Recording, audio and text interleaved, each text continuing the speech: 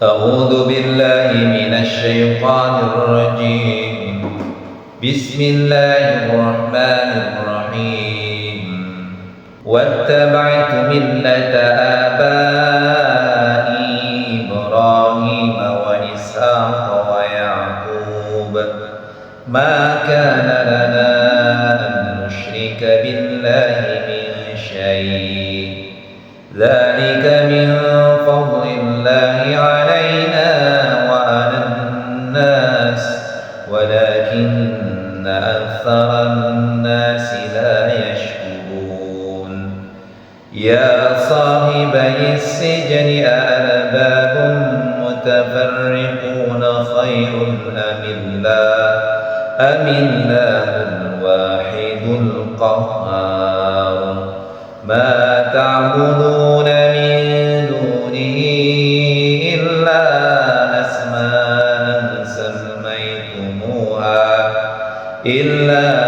أسماء سميتموها أنتم وآباؤكم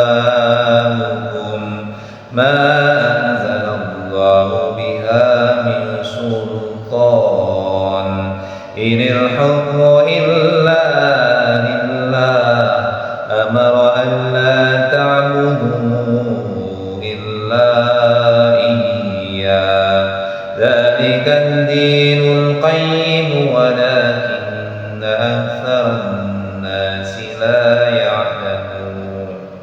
يا صاحبي السجن أما أحدكما فيسقي ربه خمرا وأما الآخر فيسلب فتأكل الطير من رأسه قضي الأمر الذي فيه تستفتيان.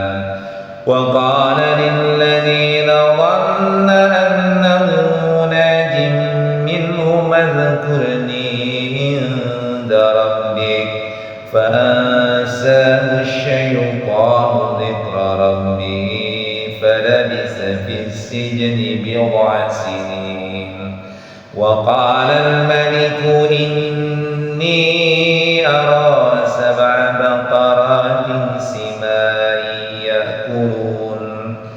يأكلون 7 إجاب و7 سنبلات خضر وأخر يابسات. يا أيها الملأ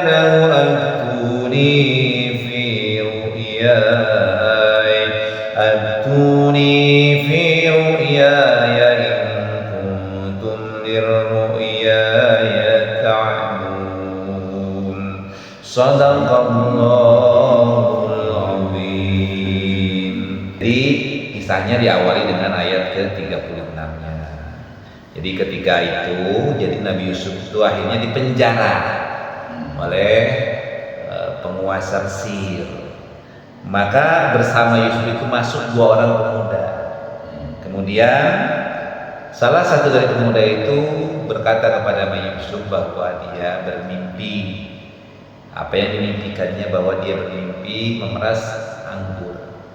Dan yang salah satu dia kemudian bercerita kepada Nabi Yusuf bahwa dia bermimpi bahwa dia artinya menaruh di atas kepalanya itu khubzan. Jadi yang disebut dengan khubzan itu adalah roti. Dia menaruh di atas roti, di kepalanya roti, dan roti itu dimakan oleh burung. Maka kemudian mereka meminta agar Nabi Yusuf mentakwilkan, menjelaskan daripada mimpi-mimpi mereka itu, karena mereka menganggap Nabi Yusuf itu adalah orang yang muhsinin, artinya orang yang penuh dengan kebaikan, sehingga apa yang diucapkannya itu insya Allah adalah penuh hikmah gitu. Jadi kalau kita itu kadang-kadang datang kepada orang yang alim, yang soleh, kemudian kita kadang-kadang bertanya, meminta nasihat, meminta wejangan gitu, karena kita beranggapan bahwa kita adalah orang yang baik. Nah mereka ini pun bercerita kepada Nabi Yusuf, menceritakan mimpi-mimpinya, karena berpandangan Nabi Yusuf adalah orang yang muhsin, yakni orang-orang yang dikatakan sebagai orang yang berbuat baik, artinya orang yang dianggap baik. Kemudian Nabi Yusuf menjelaskan bahwa dia berdasarkan apa yang diajarkan oleh Allah yang merupakan mukjizatnya, salah satu mukjizatnya di mana Allah memberikan pemahaman, pengetahuan, memberikan pandangan, artinya dia bisa melihat sesuatu yang belum terjadi, yakni dia bahkan bisa melihat dan menebak makanan apa yang akan diberikan kepada mereka atau kepada keduanya. Nabi Yusuf sudah tahu. Jadi sebelum diberikan itu makanan kepada mereka, Nabi Yusuf sudah tahu mereka akan makan apa. Itu yang diceritakan kepada mereka. Nah, kemudian dilanjutkan. Nah, hal itu adalah karena Allah sudah mengajarkan kepada Nabi Yusuf, dan Nabi Yusuf menegaskan bahwa dia senantiasa beribadah kepada Allah dan meninggalkan agama-agama nenek moyang mereka yang tidak menyembah Allah, ya, yang tidak beriman kepada Allah, yang tidak meyakini akan hari akhirat, dan mereka kafir kepada Allah, mengkafiri kepada hari akhirat. Kemudian bermasuk pada ayat yang ke-38, wattaba'tu millata abai Ibrahim wa Ishaq wa Yaqub, bahwa Nabi Yusuf itu mengikuti agama bapaknya, agama bapak Nabi Yusuf, ya, nenek moyang Nabi Yusuf, yakni Nabi Ibrahim, Nabi Ishaq, dan Nabi Yaqub. Nabi Yusuf ini kan anak Nabi Yaqub. Ingat, Nabi Yaqub itu anak Nabi Ishaq. Nabi Ishaq itu anak Nabi Ibrahim. Nabi Ibrahim itu punya anak lagi dari Siti Hajar, namanya Nabi Ismail. Nah itu. Maka nalana nusyrika billahi min syai'. Maka kemudian Nabi Yusuf mengatakan, maka nalana nusyrika billahi min syai'. Tidak pantas bagi kami, yakni para nabi, mempersekutukan sesuatu apapun dengan Allah. Kemudian dari kami fadlillahi alaina wa alan nas, itulah karunia yang dicurahkan atau dilimpahkan Allah kepada kami dan kepada manusia, tetapi kebanyakan manusia tidak bersyukur. Nah, ini penjelasan kepada Nabi Yusuf dan penjelasan Nabi Yusuf kepada kedua orang tadi. Jadi kedua orang tadi itu mereka bertanya kepada Nabi Yusuf karena meyakini bahwa Nabi Yusuf itu adalah orang yang baik. Maka Nabi Yusuf menjelaskan bahwa hal itu adalah karena Allah sudah mengajarkan, dan menjelaskan bahwa Nabi Yusuf itu tidak lagi menyembah Tuhan-Tuhan yang nenek moyang mereka sembah, yang biasa disembah oleh kaum saat itu, di mana Fir'aun kan di situ, di mana bangsa Mesir saat itu menyembah selain Allah. Ada menyembah matahari, ada menyembah patung dan sebagainya. Maka Nabi Yusuf berlepas diri daripada penyembahan-penyembahan itu, tapi Nabi Yusuf menyembah kepada Tuhan Allah, kepada Allah sebagaimana orang tua Nabi Yusuf, kakek buyut Nabi Yusuf, kakek moyang Nabi Yusuf, yakni bapaknya Nabi Yaqub, kemudian kakeknya Nabi Ishaq, dan juga kakek-kakeknya yakni Nabi Ibrahim. Jadi nggak mungkin setiap nabi itu menyekutukan Allah dalam kehidupannya. Nggak mungkin bahwa para nabi itu menyekutukan Allah dengan sesuatu, karena hal itu adalah merupakan karunia Allah yang dilimpahkan kepada para nabi dan kepada manusia saja. Tapi manusia kebanyakan tidak bersyukur. Kemudian dilanjutkan tuh Nabi Yusuf mengucapkan kalimat, ya sahibai sijni arbabun mutafarriquna khairun amillahul wahidul qahhar. Wahai teman-temanku sepenjara, itu kalimatnya, yang sama-sama sependeritaan dan sepenanggungan dalam penjara, begitu. Nah, ini pertanyaan yang dilemparkan kepada istilah kata sebuah pertanyaan, tapi ini adalah sebuah pernyataan. Apa pertanyaannya? Manakah yang baik?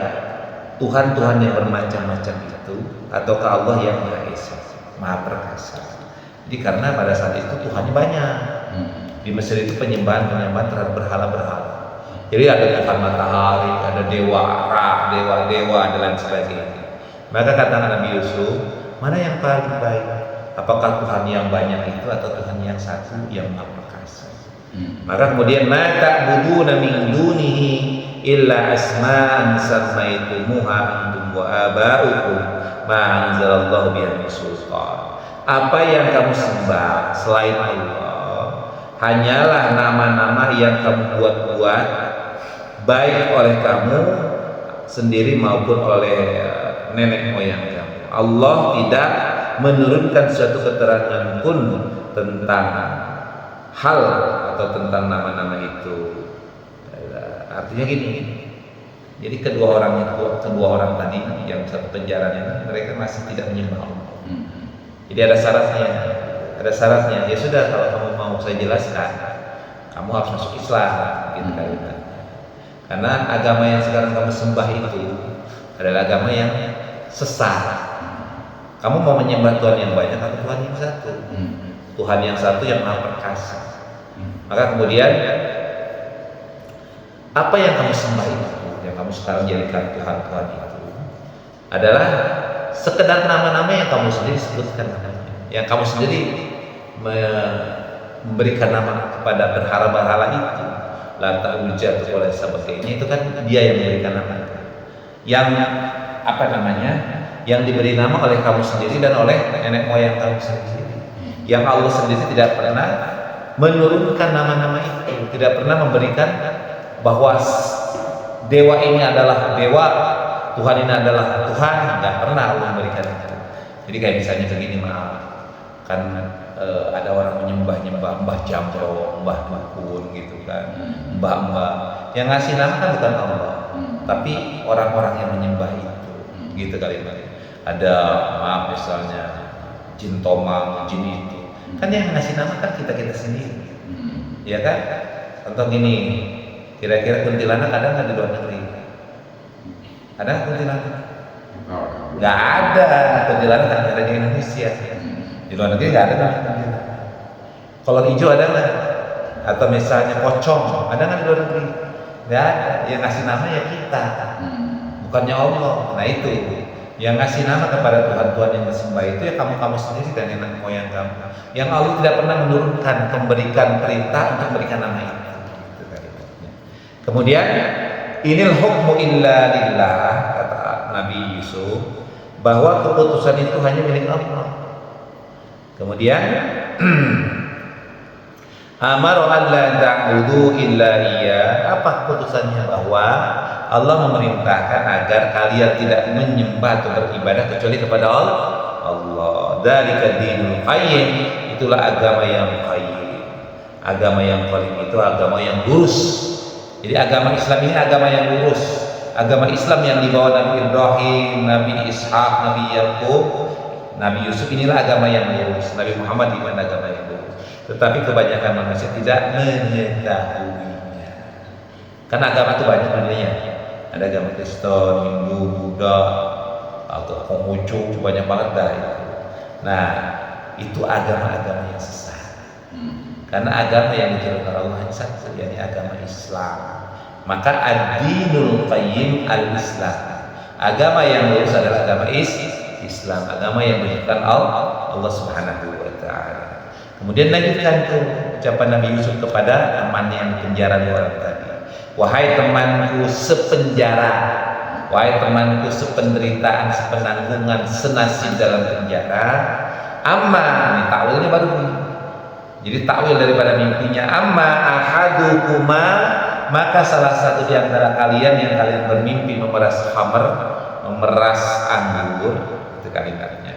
Maka dia akan menjadi orang fayasqi rabbahu khamra, akan menjadi pelayan yang menuangkan anggur, menuangkan minuman anggur. Jadi yang salah satu itu kan bermimpi bahwa dia memeras anggur kan.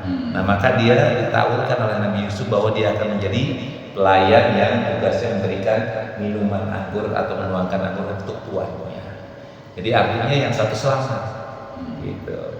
Wa amal akharu, adapun yang satu lagi yang dia bermimpi bahwa di kepalanya ada roti yang dimakan oleh burung, maka fayuslabu, maka dia akan disalib, akan dihukum mati. Kemudian fatakulu qayru min ra'si, maka kemudian nanti kepalanya akan dimakan oleh burung-burung.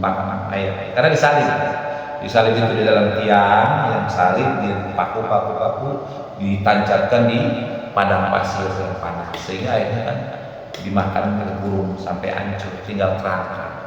Nah gitu kata Nabi Yusuf, adapun yang satu yang kalian di antara kalian yang bermimpi bahwa dia ada roti di kepalanya yang kemudian dimakan oleh burung, maka dia akan dihukum mati, akan disalib dan mayatnya akan dimakan oleh burung. Kemudian qudiyal amrul ladzi fihi tastaftiyan. Maka Nabi Yusuf mengatakan bahwa artinya telah terjawab perkara yang kamu tanyakan kepadaku. Jadi qudiyal amrul ladzi fihi tastaftiyan. Inilah jawaban terhadap pertanyaan atau permintaan penjelasan dari mimpi-mimpi kalian. Jadi simpelnya gini. Jadi biar simpel. Jadi teman sepenjara yang dua orang itu sama-sama muda, karena Nabi Yusuf masih muda penjara itu. Pada usia-usia yang usia mungkin 25 tahunan, masih muda, masih pemuda yang tampan. Nah temannya sebaya pun ada dua orang, yang satu bermimpi memeras anggur, yang satu bermimpi dia bahwa di kepalanya ada roti yang dimakan oleh burung. Maka meminta kepada Nabi Yusuf untuk menafsirkan mimpi itu. Maka kemudian Nabi Yusuf menafsirkannya.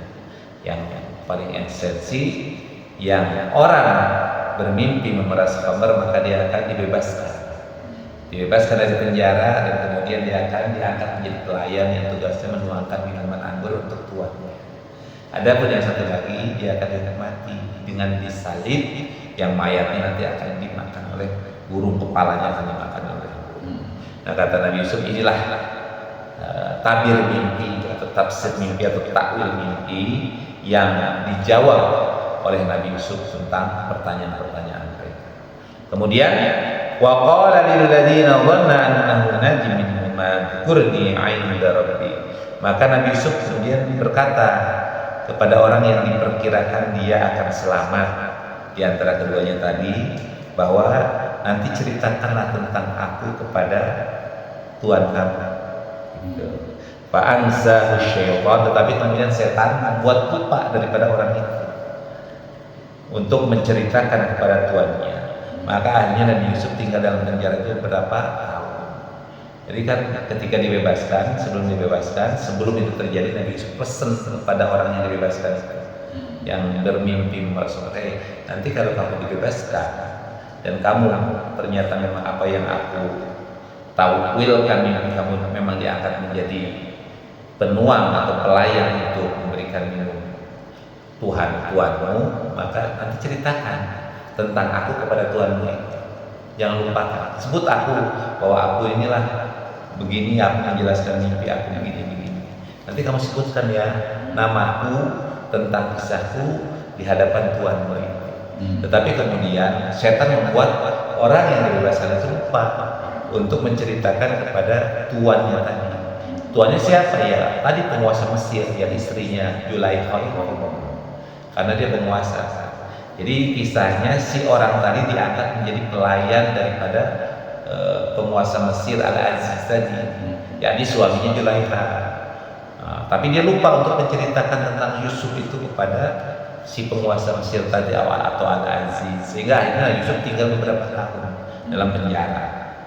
Gitu. Maka kemudian masuklah peristiwa di mana terjadi si Al-Aziz ini bermimpi, yakni dijelaskan dalam ayat 43. Wa qala al-Malik inni ara, berkatalah Al-Malik Al-Aziz, artinya berkata itu raja, dan raja berkata, raja ini yaitu tadi penguasa Mesir yang suaminya yang istrinya bernama Zulaikha.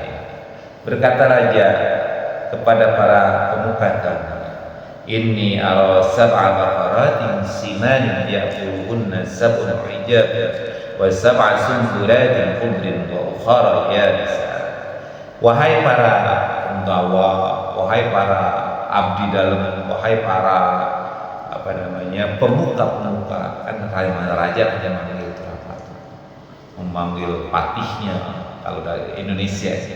Kalau di Mesir ya para pejabat, jadi dipanggil lah kayak Pak Jokowi memanggil para menteri-menterinya, pejabat-pejabatnya.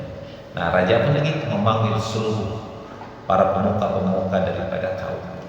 Maka kemudian dia berkata bahwa dia bermimpi melihat 7 ekor sapi betina yang gemuk dimakan oleh 7 ekor sapi betina yang kurus. Jadi mimpinya itu dia bermimpi ada 7 ekor sapi betina yang gemuk dimakan oleh 7 ekor sapi betina yang kurus. Kemudian bukan hanya itu saja, dia pun bermimpi bahwa 7 tangkai gandum yang hijau dan 7 tangkai lainnya yang jadi melihat 7 tangkai daripada padi yang hijau ada, dan kemudian dia pun melihat 7 tangkai padi yang kering. Maka kemudian, ya ayyuhal mala', wahai para pemuka-pemuka, wahai para menteri-menteri, wahai para pejabat dan pengawal-pengawalku, maka aftuni, terangkanlah kepadaku ru'yaya, tentang mimpiku ini, jika kalian ini memang mampu untuk dapat menaklukkan mimpi. Jadi raja ini ngumpulin para penggawa-penggawanya, mengumpulkan para pemuka-pemukanya. Kemudian dia menceritakan bahwa dia bermimpi, yakni mimpinya ada 7 ekor sapi betina yang gemuk, dia dimakan oleh sapi betina yang kurus. Dan dia melihat ada 7 tangkai padi yang hijau dan ada 7 tangkai padi yang kering. Maka kemudian raja itu meminta siapa yang bisa menakwilkan daripada mimpi. Nah, kesimpulannya nanti itu akan ceritakan pada pertemuan berikutnya. Jadi kesimpulannya yang pertama, bahwa Nabi Yusuf itu ketika di penjara dia berdakwah. Apa yang didakwahkannya? Dia menjelaskan bahwa tinggalkan penyembahan-penyembahan terhadap selain Allah. Karena penyembahan-penyembahan kepada Tuhan-Tuhan selain Allah itu hanyalah sesuatu yang diada-adakan, yang Allah tidak pernah memerintahkan untuk menyembah daripada selain Allah. Sembahlah hanya Allah Subhanahu wa ta'ala. Kemudian dijelaskan yang berikutnya adalah bahwa Nabi Yusuf diberikan karunia oleh Allah Subhanahu wa ta'ala untuk mampu menakwilkan mimpi. Tapi jangan juga kita seenak-enaknya juga menafsirkan mimpi-mimpi. Jadi ketika kita bermimpi baik ataupun buruk, kita serahkan kepada Allah. Karena kita kadang-kadang tidur mimpi apa ya. Maka ketika kita padaran misalnya bermimpi baik, maka bersyukur kepada Allah dan mengucapkan alhamdulillah. Misalnya padaran dalam mimpi, ya Allah, mimpi kok aku diberikan maaf misalnya harta yang banyak, kesehatan, maka bersyukur kepada Allah. Maka ketika dalam tidur kita bermimpi hal yang buruk, maka mohon perlindungan kepada Allah. Beristighfar dan ucapkan a'udzubillahi minasyaitonir rajim. Karena kita berlindung daripada perbuatan-perbuatan atau tipu daya syaitan. Gitu. Nah, kurang lebih hal itu yang didapat dijelaskan dalam surat Yusuf ayat 38 sampai ayat ke-43. Ada pertanyaan? Cukup ya. Shadaqallahul azim. Alhamdulillah.